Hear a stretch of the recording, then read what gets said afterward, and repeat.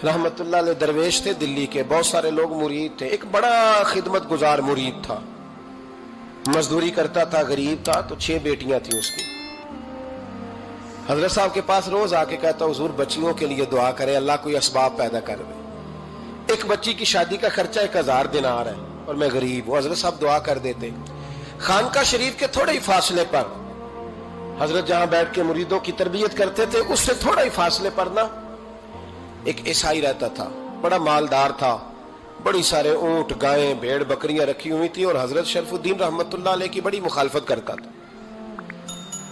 और ये जो आपका गरीब मुरीद था, ये उसका पड़ोसी था। एक दिन बुला के ना उनको कहने लगा कि तू किधर जाके जो है वो टकरे मार रहा है, वहां से कुछ नहीं मिलने वाला। वो तुझे क्या देंगे जिनकी खानका खुद चंदे पे चलती है, मदरसा चंदे पे चलता है, मस्जिद चंदे पे चलती है, तेरी बेटी का मामला कहां हल होगा? तो उस दरवेश ने कहा कि तू मेरे पीर को नहीं जानता, तू अजय मेरा महबूब नहीं डिठा, तो पता नहीं ना, तू इस रस्ते का मुसाफिर नहीं, तू नहीं जानता, उनका बस चले ना तो वो हर कीमत में मेरी बेटियों की शादी करा दे। अब वो ईसाई था, कहने लगा अच्छा चलो ठीक है, अगर इतनी बात है ना तो जाओ उनसे जाके कह दो कि 6 साल के लिए मेरे साथ मुआहदा कर लें, तो मेरे जानवरों को चारा डाल दिया करे, 6 साल ड्यूटी करे, मैं 6000 दिनार दे देता हूं। वो मेरे साथ 6 साल मेरे जानवरों को चारा डाले, रखते हैं ना आप चारा डालने के लिए, एडवांस पैसे दे के। अब तो लोग उन्हें भी गुलाम ही बना लेते हैं, बड़ी थोड़ी तनख्वाह देते हैं, जुल्म करते हैं, पूरा मुआवजा नहीं देते। हजरत शेख शरफुद्दीन के बारे में वो कहने लगा, जब अपने पीर से जाके कह के मेरे जानवरों को 6 साल चारा डाले, मैं 6000 दे देता हूं, तू जो कहता है हर कीमत पे जाने को तैयार है। उसने जब ये बात की तो मुरीद ने नाराज हो गया, वो लड़ाई हो गई, गिरबान पकड़ लिया, झगड़ा हुआ, बात बड़ी दूर गई। इस तरह की बात करता मेरे हजरत के बारे में, तेरे जैसे कई मैं वहां काम पे रखा दूं। जब वो बड़ी बहस हुई, बात मोहल्ले में, इलाके में फैल गई, दुनिया ने सुन ली, तो शेख शरफुद्दीन तक भी पहुंच गई। इस तरह झगड़ा हुआ है। लोग सो गए इशा की नमाज के बाद। हजरत साहब ने ना सर पे कपड़ा लिया, उस ईसाई के दरवाजे पे दस्तक दी, वो बाहर आया, फरमाने लगे लोग तो सोच समझ के मुलाजम रखते हैं, तूने भी तो सोच ही लिया होगा, तभी तो मुझे ऑफर की है। तू अपनी ऑफर पे कायम है? वाकई मुझे रख लेगा और 6000 दिनार दे देगा? कहने लगा जा बाबा काम कर अपना। फरमाया नहीं, तूने इतने लोगों में बात की, इतनी बहस हुई, तो कायम है? कहने लगा मैं तो कायम हूं, पर आपने नहीं कायम रहना। फरमाया मैं सोच समझ के आया हूं। उसने कहा आप ड्यूटी करेंगे, भैंसों को चारा डालेंगे? फरमाया एक शर्त, बस जब अजान हो जाए ना तो मुझे रब की नमाज पढ़ने की इजाजत दे देना, बाकी सुबह शाम जो तू कहेगा। अगर उस गरीब की बेटियां ब्याही जाए तो मुझे और क्या चाहिए? उसकी 6 बेटियों का बोझ है उसके सर पे, तू मुझे रख ले। अल्लाह अकबर। वो कहने लगा चले पे मेरे साथ खते बंदगी कर ले। आजकल हम स्टाम करते हैं, उस जमाने में खते बंदगी होता था, गुलामी का खत, काजी शहर के पास, यानी उसका ख्याल था कि चलो स्टाम की बात करूंगा तो भाग जाएंगे। फरमाया चल मैं तैयार हूं। काजी तक गए, तय हो गया, 6000 दिनार दे दिए। हजरत ने मुरीद को बुलाया, फरमाया पुत्र ये ले जा, जा मेरी बेटियों को रवाना कर दे। कहने लगा हुजूर ये क्या कर रहे हो आप, कुछ सोचे? फरमाया यार जब तुझे बेटा बना लिया तो फिर मेरी पोतियां तो लगती हैं ना, मेरा हक तो बनता है ना, जा जाके ड्यूटी कर, उनको ब्याह दे। बात फैल गई। बादशाह भी अकीदतमंद था, वो 12000 दिनार लेके पहुंचा। क्या बताऊं इन रब के बंदों का दिल कैसा होता है, क्या दर्द होता है, क्या रंग। 12000 दिनार लेके बादशाह आया और आके हजरत को पेश किए, का हुजूर आप दें इस ईसाई को, डबल दें और जाए काम करें। आप फरमाने लगे तू पैसे दे, शर्तें ना लगा, मेरा जहां दिल करेगा मैं खर्च करूंगा। मुझे तो मजा ही अब आने लगा है, अभी तो लुत्फ आ रहा है, अभी तो जायका आया है कुछ करने का। पैसे देने हैं तो दे, पाबंदी ना लगा, जहां मेरा दिल करेगा मैं। उसने कहा हुजूर ठीक है रख ले। हजरत ने फजर मस्जिद में पढ़ी, जेब में 12000 दिनार थे, ऐलान फरमाया भी किसी और की बेटी भी बैठी है तो पैसे मेरे पास है। वो 12000 दिनार भी बांट दिया और 12000 दिनार बांट के ना तो फिर चले गए खेत में चारा काटने। उस ईसाई को किसी ने बतलाया कि उनके पास तो 12000 आया है, पर तुझसे जान नहीं छुड़ाई उन्होंने। कि वादा ये हुआ था कि 6 देंगे तो जाएंगे, जब तक देंगे नहीं तेरे घर में काम करेंगे।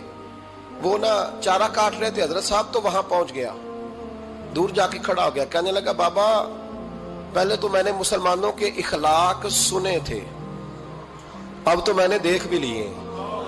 پر یہ بتا جب 12,000 آیا تھا جان کیوں نہیں چھڑائی؟ تو حضرت چارہ کاٹتے کاٹتے رو پڑے.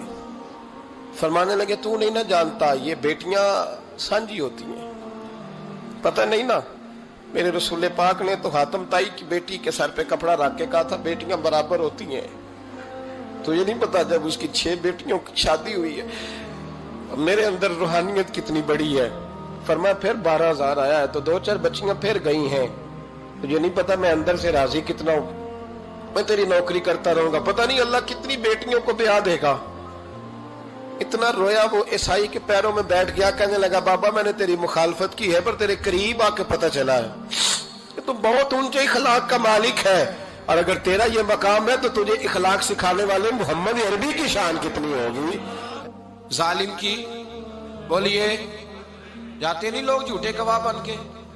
وکیل صاحب کو نہیں پتا ہوتا کہ یہ بندہ مجرم ہے جو میرے پاس آیا. کیا مجرموں کے وکیل نہیں ہوتے؟ بولے تو اس کو پتہ نہیں ہوتا وکیل صاحب کو کہ یہ صاحب مجرم ہے میرے پاس مقدمہ لے کے آئے. اور اگر بے ادبی نہ ہو جائے تو میرا خیال ہے قاضی عدالت کو بھی پتا ہوتا ہے کہ مجرم کون ہے اور مظلوم. میرے نبی پاک صلی اللہ علیہ وسلم نے اس قدر زیادہ سختی فرمائی اس مسئلے میں. فرمایا جس کو پتا تھا کہ فلاں آدمی ظالم ہے، ظلم کر رہا، پھر وہ ظالم کا گواہ بنا یا اس نے ظالم کی مدد کی، کتنی کی؟ شارحین لکھتے ہیں چاہے اس نے ایک جملہ بول کے کی، چاہے ایک، سارے بولیے، چاہے ایک غریب کو اس نے ظلم کیا تو کہتے ہیں علاج یہ سی، چاہے ایک جملہ بول کے کی. شارحین اس حدیث کی شرح میں لکھتے ہیں ایک جملہ بول کے چاہے مدد کی. جس بندے نے کسی ظالم کی مدد کی کسی مقدمے میں یا کسی صورت میں اور اسے پتا تھا یہ ظالم ہے، میرے نبی پاک صلی اللہ تعالی علیہ وسلم فرماتے ہیں اگر اس نے مدد کی، ابھی ظالم کی بات نہیں ہو رہی، ظالم کے مددگار کی بات ہو رہی، اگر کسی نے ظالم کی مدد کی تو حضور فرماتے ہیں خدا بھی اس سے بری ذمہ ہے، رسول بھی اس سے بری ذمہ ہے. سنبھال کے رکھے اپنی نمازیں، قربانیاں، حج، زکوٰۃ سنبھال کے رکھے. اگر ظالموں کا مددگار ہے، الیکشن آ لینے دے، آپ کو نظر آ جائے گا کون کون ظالموں کا مددگار ہے، نظر آ جائے گا. اپنی جیب سے لوگ پیسے دے کے ظالموں کی مدد کریں گے، ان کے فلیکس چھپوائیں گے، بورڈ لگوائیں گے، جیبوں سے پیسے دے کے. ہم نے خود آگ لگائی ہے چمن میں اپنے، بے سبب گردشی ایام کو الزام نہ دو. ہم نے خود نور کا ظلمت سے کیا ہے سودا، کر کے توہین سحر شام کو الزام نہ دو. ظالموں کے مددگار میدان میں آ گئے. یہ چھوٹا لفظ نہیں، میرے حبیب پاک صلی اللہ علیہ وسلم نے فرمایا جو ظالم کا مددگار ہے سن لے جو سجن کے ساتھ کچہری جاتا ہے، وہ یاد رکھے جو دوست کا گواہ بنتا ہے، وہ یاد رکھے جو کہتا ہے میں مانگی گیا تھا، مجھے بلایا گیا تھا قبضہ چھڑانے کے لیے کسی غریب بیوہ کی جائیداد پہ، وہ سن لے تو مدد کر کے نہیں آیا، تو خدا کے ذمے سے نکل گیا ہے. رسول پاک نے فرمایا تیرا میرا تعلق ختم ہو گیا، تو ظالم کا مددگار ہو گیا. پھر تو کہتا میں بے چین ہوں، میں بے قرار ہوں، میں آزمائش کا شکار ہوں. پلٹ کے دیکھ تو صحیح تیرا گناہ کتنا بڑا ہے. میرے نبی پاک صلی اللہ علیہ وسلم کا ایک اور فرمان سن لیں، ابن ماجہ ابو داؤد میں موجود ہے. اس حدیث کو آپ نے یاد کر لینا ہے. کر لیں گے انشاءاللہ؟ سارے کہیے انشاءاللہ کر لیں گے یاد. حضور صلی اللہ علیہ وسلم نے فرمایا اگر تو ظالم کی مدد کرے گا نا، یہ لفظ دل کی تختی پہ لکھ لینا، یہ مکافات عمل ہے، مکافات عمل دنیا، ادھر کرو گے تو ادھر بھرو گے. فرمایا اگر تو کسی ظالم کی مدد کرے گا، سن لے حضور کا فرمان ہے، اگر تو ابن ماجہ ابو داؤد سیاہ میں موجود ہے، فرمایا اگر تو کسی ظالم کی مدد کرے گا تو رب تعالیٰ مرنے سے پہلے تیرے اوپر بھی ظالم کو مسلط کر دے گا. تیرے اوپر بھی ایک دفعہ ظلم ضرور ہوگا اگر تو ظالم کی، وہ کسی صورت میں بھی ہو سکتا ہے، کسی صورت میں بھی تیرا بیٹا ہی اٹھ کے ظلم کر دے گا، تو الجھ جائے گا، کسی نہ کسی جگہ تیرے لیے تباہی کا سامان ہوگا، تیرے اوپر ظلم ہوگا، اس لیے کہ تو ظالموں کا مددگار ہے. چاہیے یہ تھا کہ تو مظلوم کی مدد کرتا، انسانی ایمانی یقین کا فریضہ سر انجام دیتا. تو ظالموں کا مددگار ہو گیا. ٹٹول کے دیکھ لیں، رزلٹ نکال کے دیکھ لیں، ہمارے زمانے میں ظالموں کے مددگار زیادہ ہیں. اتنی لمبی زبانیں نکال کے ظالموں کی مدد کرتے ہیں. بڑے بڑے کالم نویس اللہ نے انہیں قدرت دی لکھنے کی، تو اپنا قلم ظالموں کی مدد میں خرچ کرتے ہیں۔ وہ لوگ جن کو اللہ تبارک و تعالیٰ نے قدرت دی، ہمت دی، طاقت دی، کچھ لوگ ان کے حلقہ احباب میں، وہ اپنے لوگوں کو استعمال کر کے ظالموں کی مدد کرتے ہیں، ظالموں کی مدد کرتے ہیں۔ میرے نبی کریم سید عالم نور مجسم صلی اللہ علیہ وسلم نے فرمایا، اگر تو نے ظالم کی مدد کی تو جب تک تو توبہ نہیں کرے گا رب تجھ سے ناراض ہی رہے گا۔ اللہ تجھ سے، او بھائی جس سے رب بھی ناراض ہو گیا، نہ کھانا نہ پینا نہ سونا نہ جاگنا نہ نیند، پھر تیری ہر چیز تیرے لیے آزمائش ہو جائے گی، پھر تیرا سایہ بھی تیرے لیے خوف کا سامان بنے گا، پھر زندگی جیتی جاگتی لاش بن جائے گی، تو اپنے کندھوں پر اپنی میت اٹھائے پھرے گا جب تو ظالم کا مددگار ہوگا۔ اور نبی پاک صلی اللہ علیہ وسلم نے فرمایا، ظالموں کا مددگار بھی ظالم ہوتا ہے، ظالموں کا مددگار بھی، سارے بولے ظالموں کا مددگار بھی نہیں، کو نہیں، آپ سارے نہیں بولے، ایک دفعہ بولے ظالموں کا مددگار بھی، پکی بات ہے، ظالموں کا مددگار بھی۔ اللہ اکبر، جس کا یارانہ ہو، جس کا دوستانہ ہو، جو کہے میں نے نا اس کو اوکھے ویلے کے لیے ظالم کو یاد رکھا ہوا ہے۔ کبھی مشکل میں رکھے نہیں ہوئے لوگوں نے ظالم دوست، کہتے میں نے رکھے ہوئے ہیں، بلکہ ہمارے دیہات میں تو کہتے ہیں میں نے بازو بنائے ہوئے ہیں۔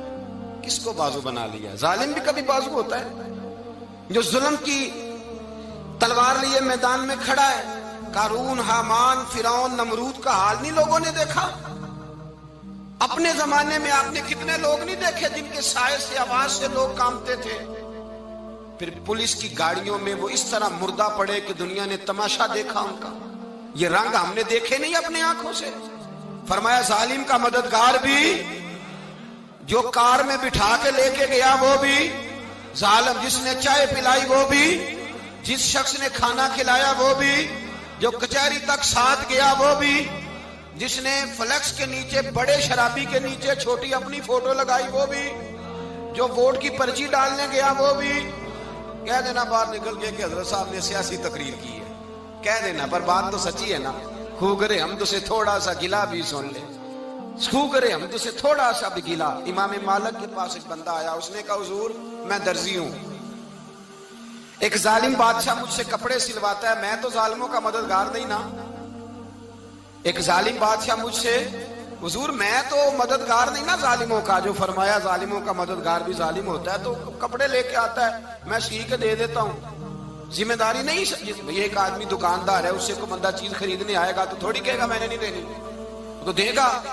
کوئی بندہ اگر کسی شخص سے کوئی کام کہتا ہے جو اس کی فیلڈ ہے، اس کا شعبہ ہے، اس کا معاش کا وہ سلسلہ ہے، کہتے ہیں یا رسول اللہ صلی اللہ علیہ وسلم ظالموں کا مددگار بھی ظالم، حضور نے فرما دیا۔ تو امام مالک سے بندے نے مسئلہ پوچھا، دل کی تختی پہ لکھنے والی باتیں ہیں، کہا حضور میں درزی ہوں، ظالم کپڑے سلواتے ہیں، میں تو مددگار نہیں نا۔ امام صاحب کہنے لگے نہیں، مددگار تو وہ ہوگا جو تجھے سوئی دھاگا فراہم کرے گا، تو پورے کپڑے سی کے دیتا ہے، تو خود بہت بڑا ظالم ہے، تو پورے سوٹ سی کے دیتا ہے، تو بہت بڑا ظالم خود ہے۔ مددگار تو وہ ہوگا جو تجھے دھاگا دے گا، جو تجھے بٹن دے گا، جو تجھے نلکی دے گا، جو ظالم سے اتنی نفرت ظلم کر کے بندہ ہے۔ یہاں تو ہمارے زمانے میں ہیرو بن جاتے ہیں لوگ، ظالم ہیرو ہے، لوگ اس سے ڈرتے پھرتے ہیں، گھومتے پھرتے ہیں، اور بہت سارے کم مزاج لوگ اس کے پیچھے ہاتھ باندھ کے پھرتے ہیں۔ ظالموں کی مدد کرنا، ظالموں کے ساتھ رہنا، یہ ظلم ہے، ظلم، یہ زیادتی ہے۔ میرے نبی پاک صلی اللہ تعالی علیہ وآلہ وسلم نے ارشاد فرمایا، یاد رکھو رب فرماتا ہے میں مظلوم کی مدد ضرور کروں گا، چاہے جلدی کروں چاہے دیر سے کروں، میں مظلوم کی مدد۔ اور حضور صلی اللہ علیہ وسلم نے فرمایا ہے، حضرت معاذ بن جبل کہتے ہیں حضور نے مجھے یمن کا گورنر بنایا، جب میں جانے لگا نا تو حضور نے بڑی نصیحتیں کی، بخاری میں موجود ہے، فرماتے ہیں جب میں پلٹنے لگا تو میرے رسول نے فرمایا معاذ ایک منٹ ٹھہر جا، ایک بات میری یاد رکھنا، اس کو نہ بھولنا۔ کہا حضور کیا؟ فرمایا دیکھنا کسی پہ ظلم نہ کر بیٹھنا، کہیں تجھ سے زیادتی نہ ہو جائے۔ محبوبہ پھر حضور نے فرمایا سن میرے معاذ، میں تجھے گورنر بنا رہا ہوں، زیادتی نہ کر بیٹھنا۔ یا رسول اللہ صلی اللہ علیہ وسلم کیا ہوتا ہے؟ تو میرے کریم نے فرمایا جب مظلوم دعا کے لیے ہاتھ اٹھاتا ہے تو عرش کا مالک کہتا ہے فرشتوں پیچھے ہٹ جاؤ، عرش کا مالک کہتا ہے فرشتوں پیچھے ہٹ جاؤ۔